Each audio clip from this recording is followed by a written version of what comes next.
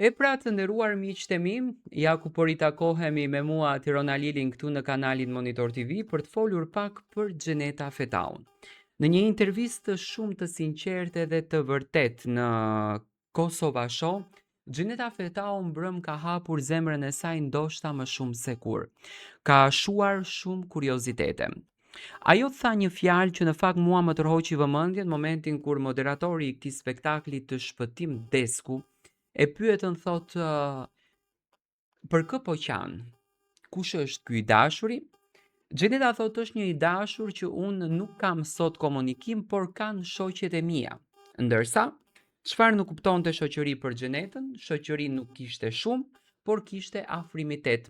Shpëtimi dëshironte të nxjerrë emrin e gjestit, por Xheneta nuk e përsëriti dhe nuk e përmendi. Dhe në fakt këtu u ngrit një pikpyetje shumë e madhe se çfarë po ndodh në marrëdhënien e tyre dhe se si është marrëdhënia e tyre. Xheneta Fetau tregoi vështirësi që ka kaluar në jetë. Tregoi dhimbjen e madhe që ka kaluar, është rritur pa prindër, është detyruar që të punon e vetme që në moshën 16-15 vjeç dhe ndoshta kjo mënyra që Xheneta është rritur e vetme gjithmonë e ka detyruar që të përdorën këtë armën në një farë mënyre për të mbrojtur veten e saj, të quajtur vetë mbrojtjen. Por që Xheneta ka një lloj pëlqyeshmërie apo ndoshta është penduar në formën se si është sjellur me gjestin brenda asaj shtëpie, apo ndoshta dëshiron prap të rilidhet me gjestin, këtë e la në fakt të nënkuptueshme.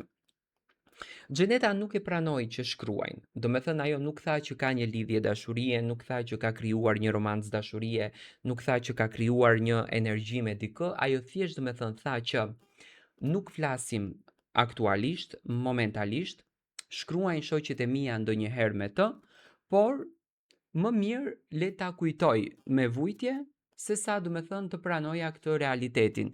Ajo foli edhe për Big Brother VIP Albania që hyrja e saj ka thyer rekorde shikueshmërie, por do me thënë të gjitha gjërat në fakt i la në ajër.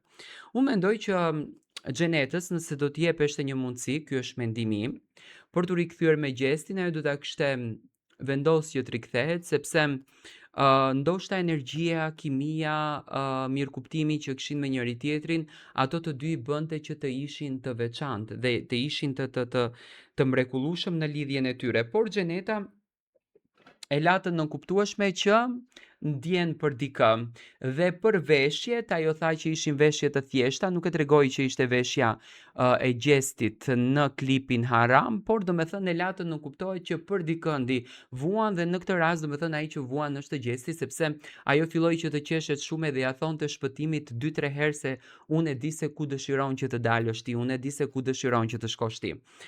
Pash një anë të Xhenetës që në fakt nuk kisha patur fatin që ta njoh.